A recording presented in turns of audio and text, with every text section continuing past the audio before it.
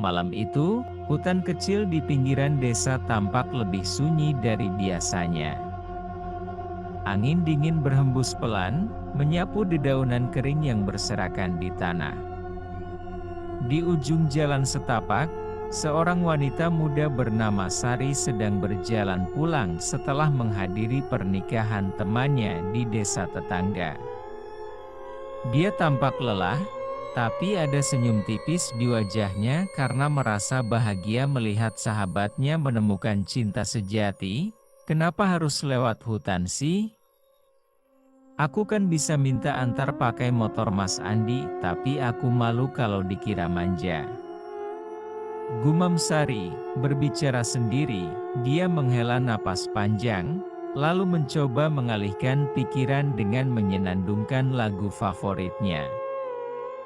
Namun, semakin dalam dia masuk ke hutan. Suasana menjadi semakin gelap dan menyeramkan. Bulan purnama yang tadinya bersinar terang kini tertutup awan tebal. Tiba-tiba, dia mendengar suara langkah kaki di belakangnya. Langkah itu terdengar pelan tapi pasti, seperti seseorang sedang mengikuti jejaknya. Sari menoleh cepat-cepat, tapi tidak ada siapa-siapa. "Halo? Ada orang?" tanya Sari, gugup. Dia mempercepat langkahnya, mencoba menenangkan diri. "Mungkin cuma angin," gumamnya pelan.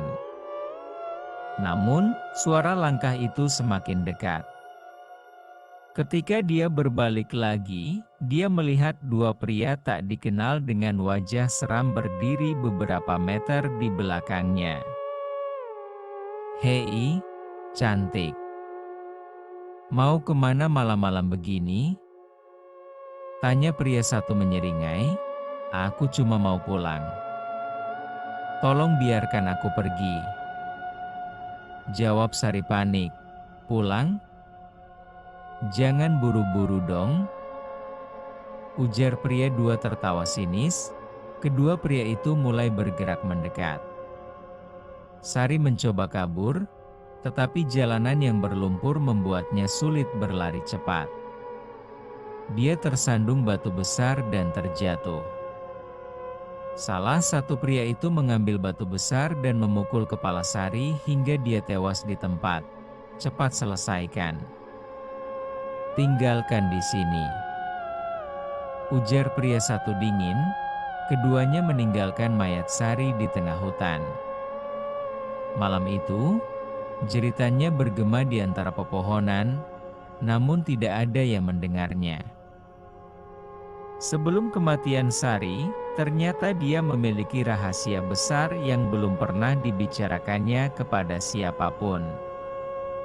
Sari sedang hamil, dan anak itu adalah hasil hubungan gelap dengan seorang pria dari desa tetangga bernama Raka. Raka adalah pemuda tampan yang sering datang ke warung milik Pak Darman, tempat Sari bekerja paruh waktu.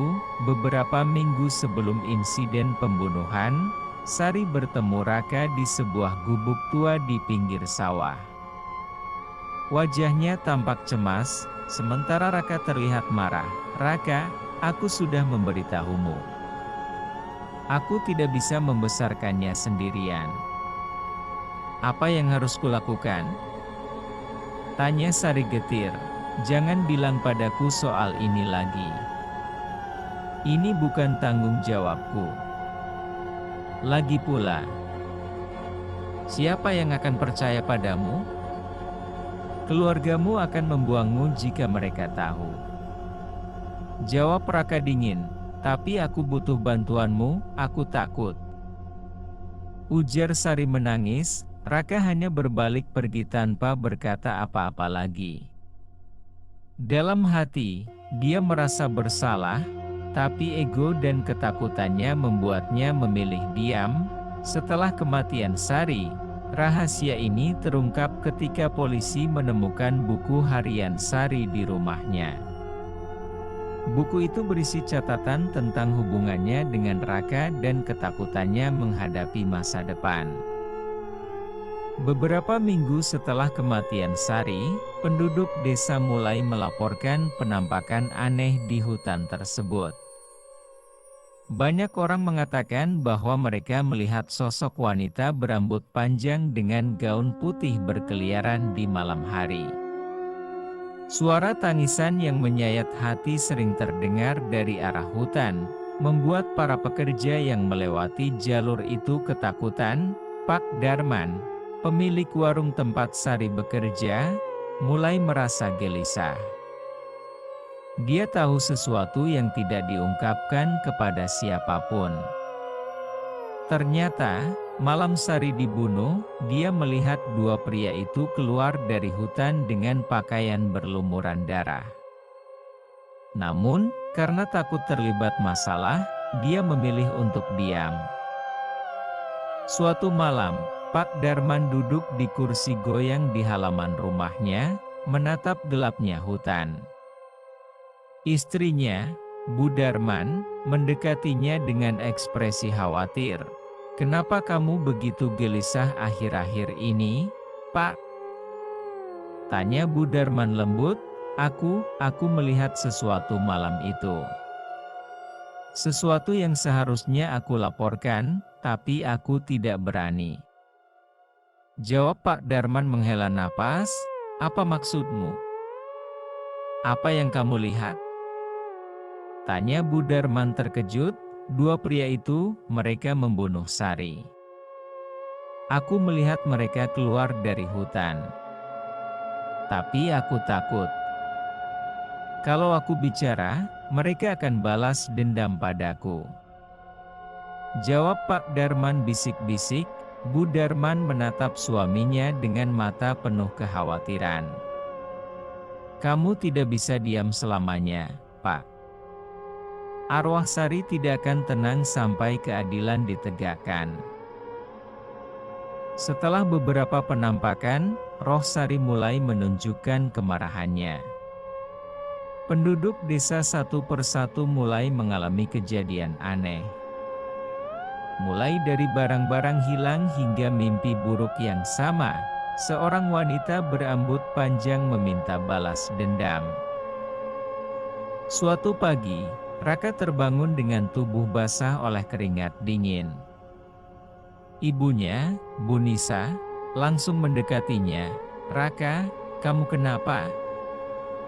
Kamu terlihat sangat lelah akhir-akhir ini."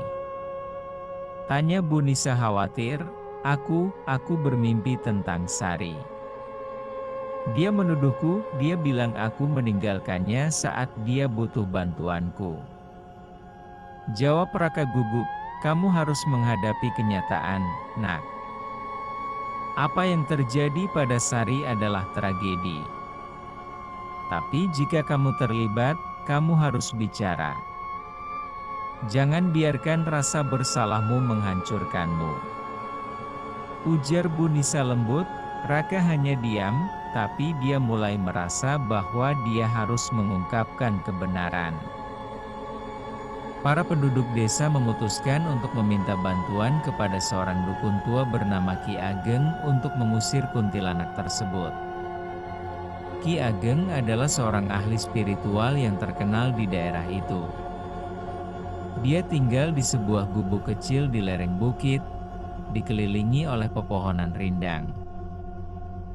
Di kantor polisi, pria satu berteriak marah kepada Raka. Pria satu marah, "Kenapa hanya kami yang disalahkan?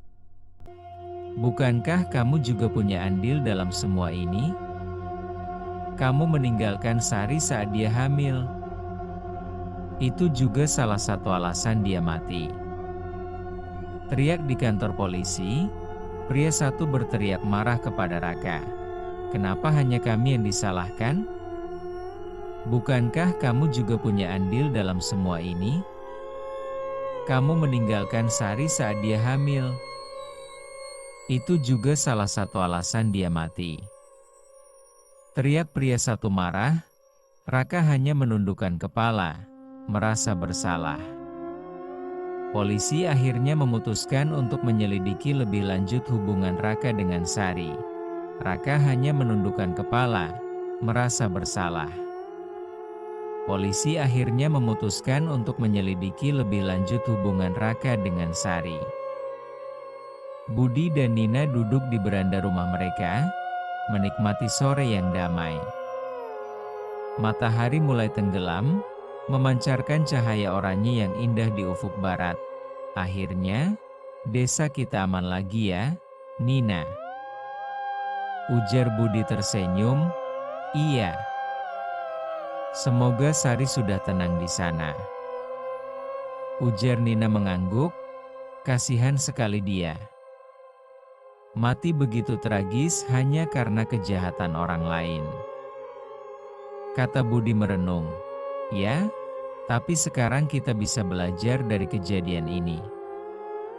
Keadilan itu penting, Budi. Kalau ada yang salah, kita harus berani melawan. Balas Nina. Pelan, mereka saling tersenyum, dan angin sepau-sepau membawa rasa damai ke seluruh desa. Terima kasih kepada teman-teman semua yang sudah menonton dan menyimak juga mendengarkan cerita ini. Wabillahi taufiq wal hidayah. Wassalamualaikum warahmatullahi wabarakatuh.